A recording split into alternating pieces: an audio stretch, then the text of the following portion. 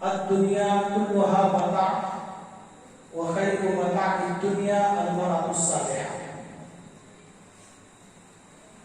معزز اساتذہ کرام اور جامعہ حفصہ بنان کے ذمہ داران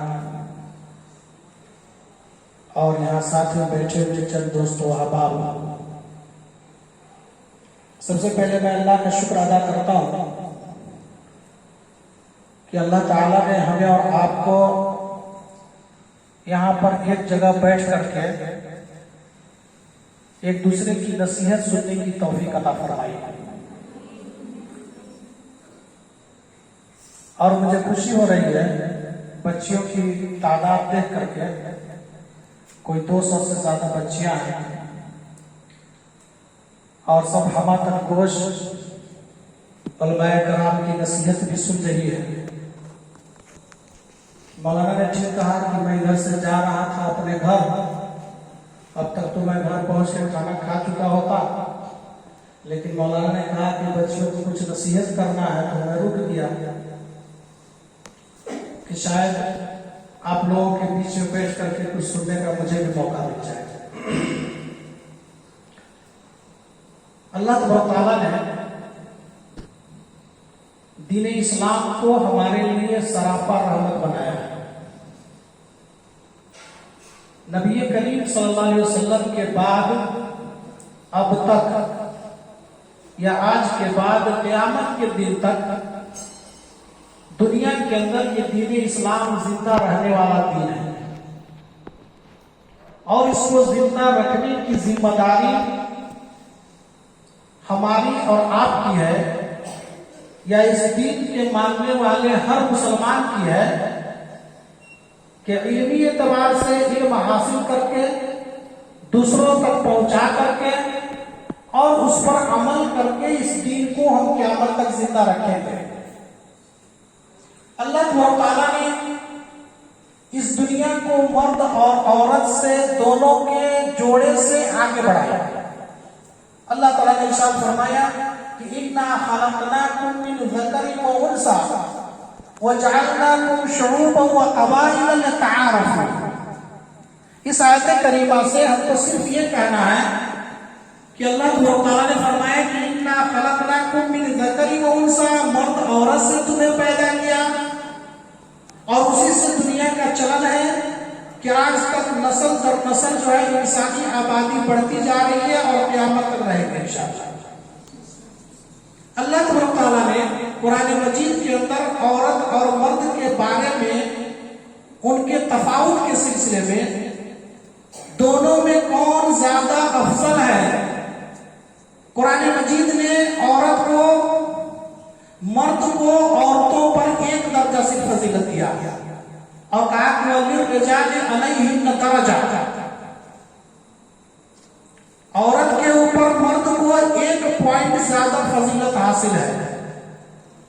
اور تیسری حدیث جو میں نے پڑھا، اللہ کے نبی محمد رسول اللہ صلی اللہ علیہ وسلم نے فرمایا کہ الدنیا کلھا متاع وخیر متاع الدنیا المرأة الصالحہ۔ دنیا کی تمام چیزیں ایک پونجی ہے، ایک ایسی چیز ہے جو ختم ہو جانے والی ہے، اور ان ختم ہونے والی چیزوں میں وخیر متاع الدنیا المرأة الصالحہ، ان ختم ہو جانے والی ہاتھ سے نکل جانے والی چیزوں میں نیک بیوی سب سے بہتر ہے۔ قرآن مجید کی 2 آیت اور نبی کریم صلی اللہ علیہ وسلم کی 1 حدیث، اس کی روشنی میں ہم کو آپ سے کچھ کہنا ہے کہ اللہ تعالیٰ نے اس دنیا کی زندگی کا لازم و ملزوم مرد و عورت کو بنایا ہے، اور ان مرد و عورت کی عائلی زندگی میں، انسانی زندگی میں، اپنی خاندانی زندگی میں عورت کے اوپر مرد کو 1 درجہ فضیلت زیادہ دیا ہے، اور نبی کریم صلی اللہ علیہ وسلم نے نیک عورت کو زیادہ سراہا ہے۔ ہم اور آپ یہاں بیٹھے ہوئے ہیں، آپ طالبات، ابھی آپ کی عمر پڑھنے کی ہے۔ دنیا کے اندر جتنی بھی قومیں گزری، اگر اس تو دنیا سے اس کا نام و نشان مٹ گیا۔ کہا جاتا ہے کہ کسی بھی قوم کی مستقبل اور اس کے بھلائی کی ضمانت قوم اور معاشرے کا نوجوان ہوتا ہے۔ اگر کوئی نوجوان لڑکا ہے تو اپنے ماں باپ کی آنکھوں کا تارا ہے، ان کے ماں باپ کی مستقبل اس سے وابستہ ہے۔ اپنے بیٹے کو اس لیے پالتی پوستی ہے کہ یہ بیٹا بڑا ہو کر کے ہمارے بڑھاپے کا سہارا بنے گا، اور جب ہم کسی کام کے لائق نہیں رہ جائیں گے تو وہ مجھے کما کر کے کھلائے گا۔ یہ انسانی زندگی کے اندر ایک معمار کی حیثیت رکھتا ہے ایک لڑکا، لیکن اسی انسانی زندگی میں ایک عورت کا کردار یہ ہے کہ ایک عورت اس لڑکے کو پیدا کرتی ہے جو اس قابل بنتا ہے کہ بڑھاپے کے اندر ہم اپنے والدین کے بڑھاپے کا سہارا بن سکتے۔ والدین لڑکا سے امید رکھتا ہے، اور یہ سچی بات بھی ہے کہ سماج کے اندر، معاشرے کے اندر ایک لڑکا اس معاشرے کی ضمانت ہوتا ہے، اور اسی لڑکے کے اوپر سماج چلتا رہتا ہے۔ لیکن اس لڑکے کو بناتا کون ہے؟ ایک وہی ماں جو ماہد حفصہ رضی اللہ تعالیٰ عنہا للبنات سے پڑھ کر کسی گھر میں جاتی ہے۔ اس لڑکے کو وہی اور تربیت دیتی ہے جس نے اللہ اور اس کے رسول صلی اللہ علیہ وسلم کی کتابوں کو پڑھا ہے، نبی کریم صلی اللہ علیہ وسلم کی سنت کو پڑھا ہے، صحابیات کے اور ازواج مطہرات کے اصولوں کو دیکھا، ان کی زندگی کو پڑھا اور اس پر عمل کرنے کی کوشش کی ہے صحابیات کے اندر۔ اور میں یہی کہنا چاہتا ہوں کہ جب ایک انسان اپنے بچے کو جب وہ پرورش کر رہا ہوتا ہے، پال رہا ہوتا ہے، تو جہاں اس کی ماں پڑھی لکھی نہیں ہے، اس سے قرآن و حدیث کے احکام معلوم نہیں ہے، کیا صحیح ہے کیا غلط ہے اس کی تمیز نہیں ہے، لیکن اس جگہ پر اگر اس کی ماں وہ پڑھی لکھی ہوتی، وہ صحابیات کے واقعات کو جانتی ہوتی، حدیثوں کا علم ہوتا، نبی کریم صلی اللہ علیہ وسلم کی سنت کا پتہ ہوتا، تو اس بیٹے کی تربیت وہی انداز میں کرتی کہ یقینی طور پر وہ لڑکا بڑا ہو کر کے اپنی اس ماں کا اور اپنے باپ کا سہارا بن سکتا تھا۔ صحابیات کی زندگی ہے، اور صحابیات کی زندگی سے ہم کو اور آپ کو سبق لینا چاہیے۔ جیسے نبی کریم صلی اللہ علیہ وسلم کی سنت سے اتنی بڑی نعمت یہ ہے۔ صحابیات میں سے ایک صحابیہ کا میں واقعہ سنا، چھوٹا سا واقعہ، میں مختصر میں۔ ایک صحابیہ حضرت خنسہ رضی اللہ تعالیٰ عنہ، خنسہ بنت تمازی پورا نام سے، صحابیہ پڑھی لکھی تھی، عربی ادب پہ بہت ہی عبور حاصل تھا، یہاں تک کہ اللہ کے نبی محمد رسول اللہ صلی اللہ علیہ وسلم کے جو شاعر تھے حسان بن ثابت، وہ خنسہ رضی اللہ تعالیٰ صحابیہ اتنی زیادہ ادب کی ماہر تھی کہ حسان بن ثابت کے 2 مصرع کے ایک شعر میں 8 غلطی انہوں نے نکال کے دکھایا کہ یہ تمہاری یہاں سے، یہ تمہاری شعری بنیاد پر یہ غلطیاں جو شعر کے تعلق سے نیچے گر رہی ہے، جبکہ بڑی قابل شعر، بہت بہترین شعر تھا، اتنی لائق اور فائق تھی ادب پر۔ جب خنسہ کا بھائی مر جاتا ہے جاہلیت کے اندر، تو وہ خنسہ اپنے بھائی کے موت پر مرثیہ لکھتی ہے، اور مرثیہ آپ لوگوں کو معلوم ہے کس کو کہا جاتا ہے؟ مرثیہ کہتے ہیں کہ مرنے والے کے دکھ میں شعر کے اندر یا بات کے اندر کچھ ایسا نوحہ کیا جائے، نوحہ کو مرثیہ بولتے ہیں۔ اتنا زبردست نوحہ پر مشتمل اس نے مرثیہ لکھا کہ آج بھی اگر کوئی شخص اس مرثیہ کو پڑھے تو پڑھنے کے بعد اب بغیر روئے ہوئے نہیں رہ سکتا۔ حالانکہ اسلامی شریعت کے اندر نوحہ اور ماتم کرنا حرام ہے، کسی کے اوپر مرثیہ گانا پڑھنا جو حرام ہے، खंसा बिन्त तमादुन ने अपने भाई की जुदाई में उसको लिख दिया। आज भी अरबी दीवान का बहुत बड़ा, अरबी अदब का बहुत बड़ा हिस्सा।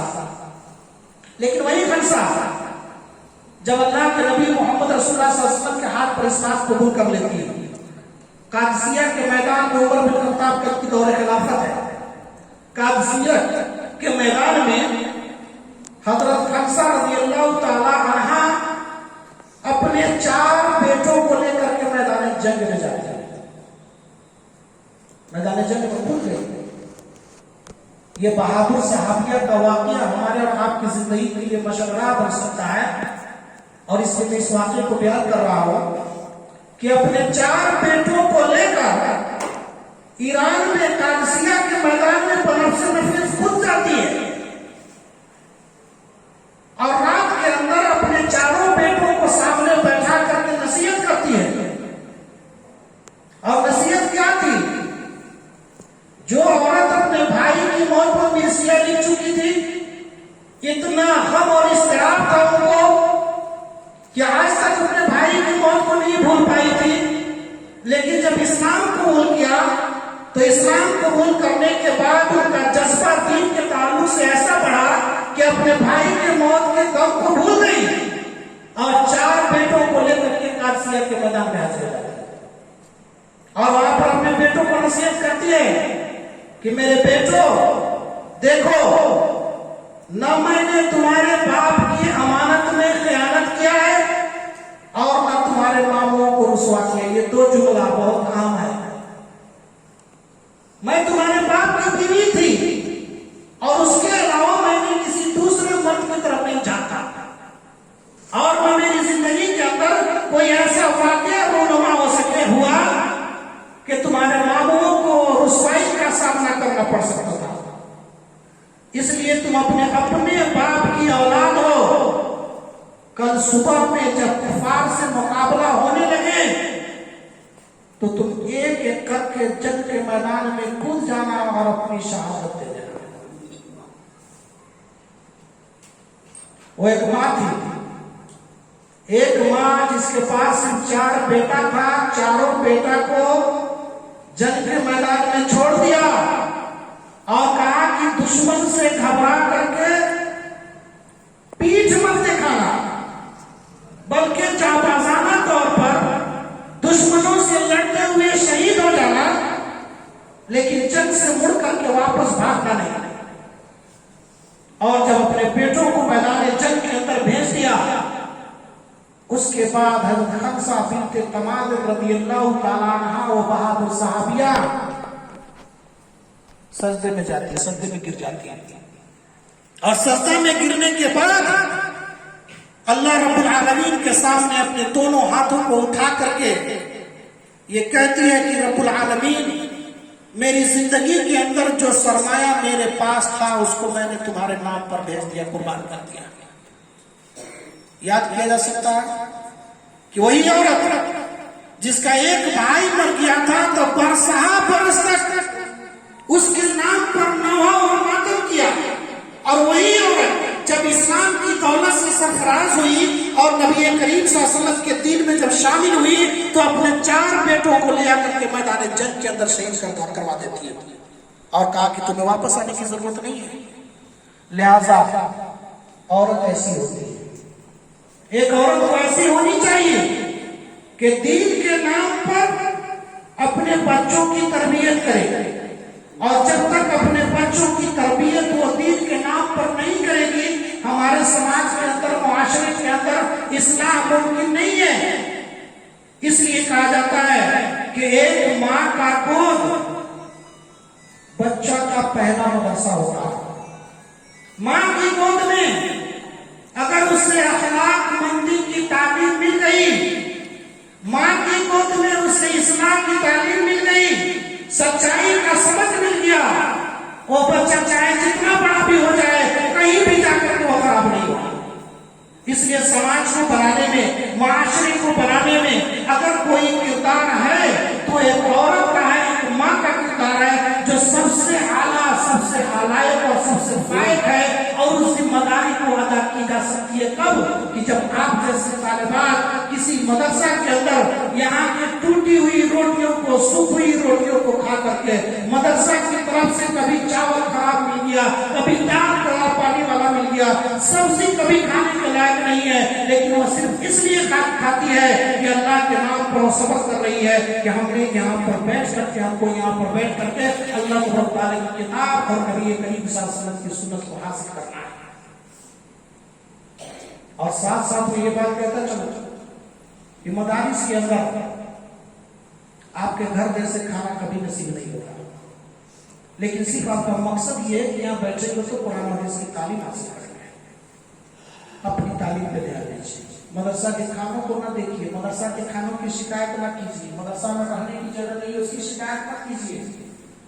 आपके लिए बड़ा जरूरी मौका है कि आप जो है यहाँ पर इस मदरसा के अंदर आपको जगह मिली है, और जगह सिर्फ इसलिए मिली है कि यहाँ पर किताब व सुन्नत की रोशनी लुटाई जाती है, इंसान को इंसान बनाया जाता है, औरतों को तरबियत के तालीम में ढाल करके इस लायक बनाया जाता है ताकि यही लड़कियां जब किसी की बीवी में और जब किसी घर में जाए तो उस घर के अंदर रोशनी का काम करे। आज हमारे समाज का बहुत बड़ा इंडिया, बहुत सारी परेशानियां है समाज में, आप सबको भी अंदाजा होगा। आपके घर में आपकी भाभी होगी, आपके घर में आपकी बड़ी बहन होगी, और बहुत समस्याएं होंगे घर के अंदर। हर घर के अंदर जहां भी देखो ननद का भौजाई का मसला ठना हुआ, सास का बहू का मसला ठना हुआ। क्यों ठना हुआ जानते हैं? जहालत की बिना पर, जहालत की बिना पर सास अपने बहू को बेटी तस्लीम करने के लिए तैयार नहीं है, बहू अपने सास को मां का दर्जा देने के लिए तैयार नहीं है, ननद अपनी भाभियों को भाभी का और बड़ी बहन का दर्जा देने के लिए तैयार नहीं है। ये अल्लाह सुब्हानहू व तआला का निजाम है कि हर औरत अपना घर छोड़ के दूसरे के घर में जाती है। यहाँ पर अपनी माँ छोड़ा, बाप छोड़ा, भाई छोड़ा, बड़ी बहन, छोटी बहन, सब कुछ छोड़, जिस घर में गए यही लोग वहां मिलते हैं। जिस घर में जाते हैं तो वहां भी बाप माँ मौजूद है, बड़ी बहन छोटी बहन मौजूद है, और भाभियों की सूरत में वहां पर आपकी दियादी मौजूद है जो पहले से घर में बस रही है। अगर ये जो प्यार मोहब्बत आपका अपने घर में अपने माँ बाप के साथ था, अपने भाई बहनों के साथ था, यही प्यार और मोहब्बत आपको उस घर में जा करके भी लुटाना चाहिए। लेकिन जहां पर दूसरे घर में जाने के बाद बहनों के हुकूक को नहीं समझना, माँ के सास के हुकूक को नहीं समझना, ससुर को बाप का दर्जा नहीं देना, वही घर खराब होता है। घर में आने के बाद जो पहले से मौजूद है वो आपके लिए इस लायक है कि आप उनकी कदर कीजिए। बाप को, ससुर को बाप का दर्जा दीजिए, माँ बहू सास को माँ का दर्जा दीजिए, ससुर को बाप का दर्जा दीजिए, बड़े भाइयों को उसका मकाम दीजिए जैसा कि आपने घर में छोड़ा है। ये तरबियत पर इसका असर होता है। आपने यहाँ पर रह करके कुरान और हदीस की तालीम हासिल की, कर रहे हैं या करते रहेंगे। कुरान और हदीस ने हमें क्या सिखाया है? एक दूसरे के हुकूक की पासदारी, एक दूसरे को अपने से ऊपर फौकियत देना, तरजीह देना, एक दूसरे के हुकूक को अदा करना।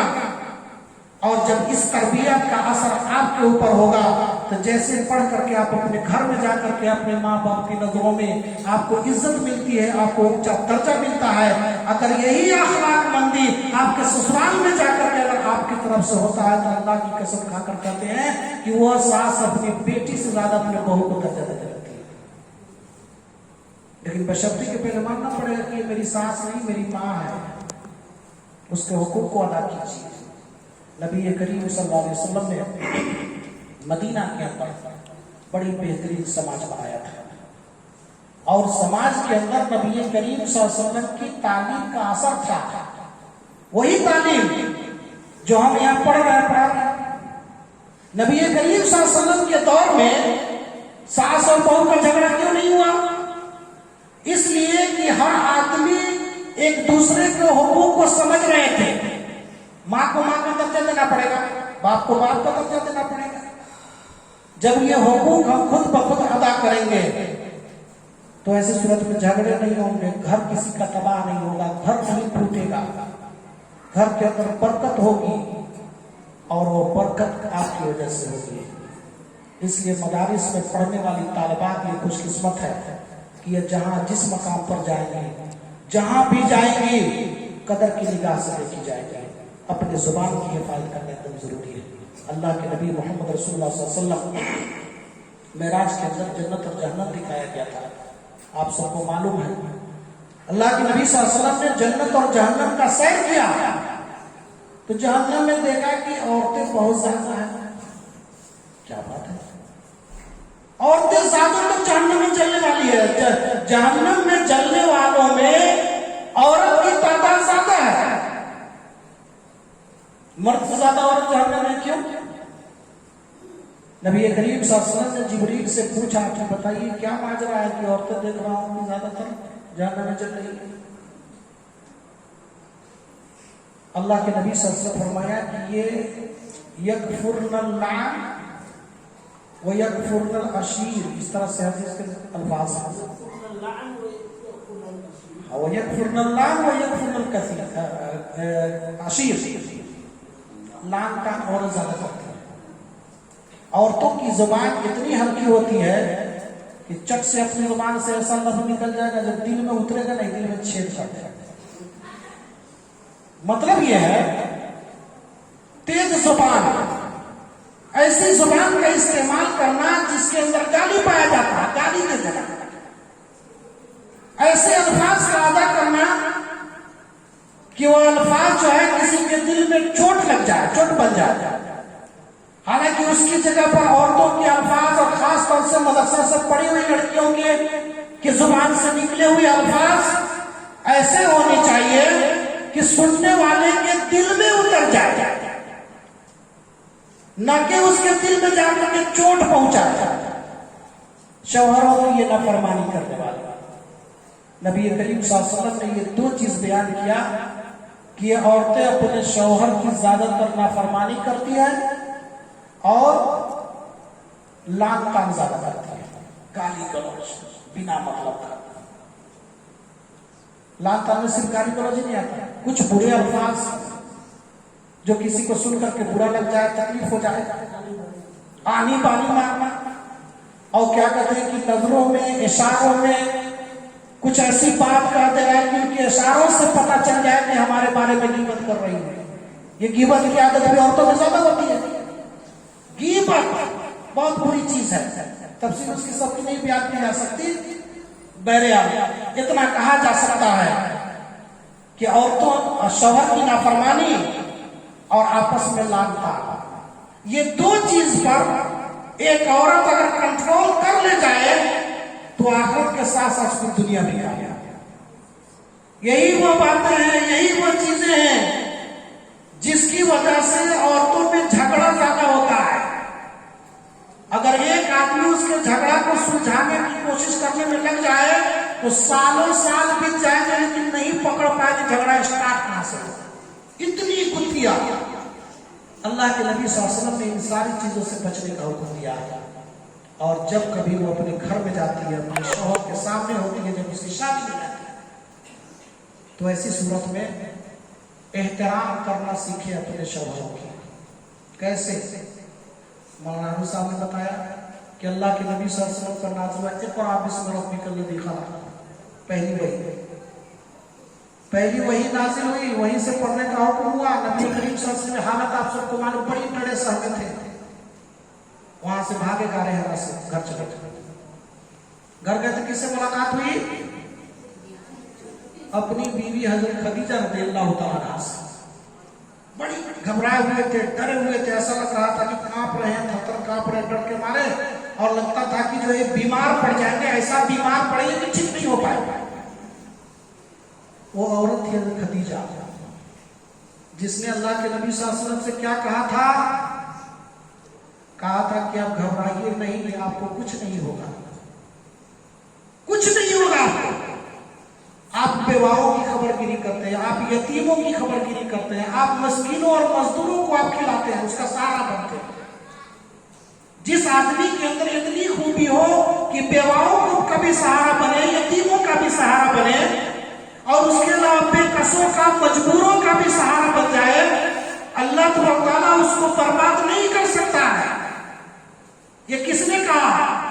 حضرت خدیجہ نے اللہ کے نبی صلی اللہ علیہ وسلم سے۔ نبی کریم صلی اللہ علیہ وسلم کہتے ہیں کہ ساری زندگی میں خدیجہ کی انہی باتوں کا میں غلام بن کے رہا۔ ایسا اثر ہوا نبی کریم صلی اللہ علیہ وسلم کی میٹھی باتوں کا کہ اللہ کے نبی محمد رسول اللہ صلی اللہ علیہ وسلم نے جب تک خدیجہ زندہ رہی کوئی دوسری شادی نہیں کی،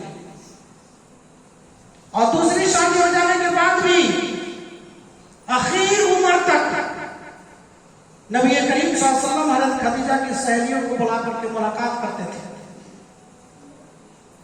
اتنی یاد تھی اس بیوی کی، اور اس کی وجہ صرف کیا تھی کہ جب برے حالات میں تھے تو اللہ کے نبی صلی اللہ علیہ وسلم کو الفاظ اور اپنی باتوں سے سہارا دیا تھا اور سپورٹ کیا تھا۔ اگر آج کل کی عورتیں اس جگہ پر ہوتی تو جیسے ہی اللہ کے نبی صلی اللہ علیہ وسلم کو غار حرا کے اندر جو واقعہ پیش آیا اور گھبرائے ہوئے گھر پہنچے تو آج کی عورتیں ہوتی تو پرمانا کر دیا بنا جائیے جائے بنا مطلب کا اپنے میں بھاگے پھر کے رکھے۔ یہ چوٹ لگتی باتوں سے، یعنی اللہ کے نبی محمد رسول اللہ صلی اللہ علیہ وسلم کو خدیجہ جیسی نیک اور پارسا بیوی اللہ تعالیٰ نے عنایت کی تھی کہ جو آپ کی غمگسار تھی، آپ کے برے وقت میں کام آتی تھی۔ نبی کریم صلی اللہ علیہ وسلم کے دعوت کے میدان میں ان کے دعوت کے موڑ پر اپنی دولت کو لٹا دیتی تھی۔ اللہ کے نبی صلی اللہ علیہ وسلم سے قدر کیا۔ ہم مدرسوں کے اندر پڑھ کر کے ہمیں بھی ہے خدیجہ رضی اللہ تعالیٰ عنہا کی نقش قدم پر چلنا چاہیے، اور آپ کو خاص طور سے صحابیات کے موضوع پر جو کتابیں آپ کے لائبریری میں ہوں اٹھا کر پڑھیے۔ تابعین اور تابعات کے موضوع پر جو بھی کتابیں آپ کے ہوں، بہت ساری کتابیں ہیں۔ سروٹھا مدرسہ کی لائبریری سے اٹھا کر کے میں نے یہ سب کتابیں پڑھی تو اس میں کچھ بات یاد کیا گئی۔ نو پڑھنے کا وقت ہے، نو زمانہ رہا۔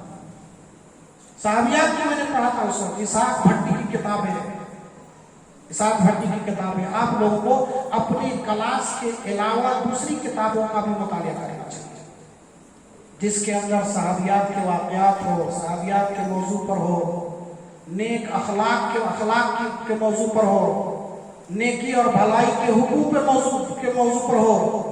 ان سب کتابوں کو آپ چاہیے کہ مطالعہ میں رکھیں، کیونکہ جو قوم جس قوم کے اندر ہم جی رہے ہیں اور جس قوم کی ہم امانت ہے کہ کل ہو کر کے ہمارے اور آپ کے سر پہ ہی اس قوم کا بوجھ پڑنے والا ہے۔ اس قوم کی ذمہ داری آپ ہی کو سنبھالنا ہے۔ ہمارے قوم کے جو نوجوان اپنے سماج میں آ کر کے مولانا صاحب، ڈاکٹر صاحب، انجینئر صاحب جو بنیں گے ان کی ماں آپ ہوں گی۔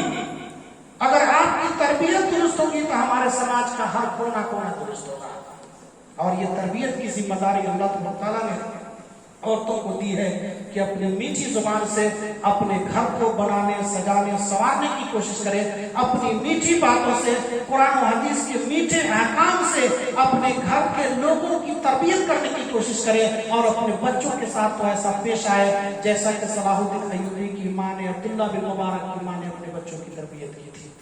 کہنے کی تو بہت ساری باتیں ہیں، لمبا ہوتا چلا جا رہا ہے، اس لیے جو ہے آخر میں ہم یہ گزارش کریں گے آپ سے، اور ایک بار پھر سے شکریہ ادا کریں گے کہ میں جاتا ہوا جو ہے اس حال میں مولانا صاحب نے مجھے روکا کہ میں کچھ نصیحت کروں، تو آپ سے سیکھنے کے لیے میں آپ کا بہت بہت شکر گزار ہوں کہ آپ لوگوں سے مجھے خطاب کرنے کا موقع ملا۔ اللہ تبارک تعالیٰ ہم تمام کو، طالبات کو اور اساتذہ کو اور مجھے باقی سارے لوگوں کو ان ساری باتوں پر، نصیحتوں پر سننے کے بعد عمل کرنے کی توفیق عطا فرمائے۔ وصلی اللہ علیہ محمد وعلی آلہ وصحبہ۔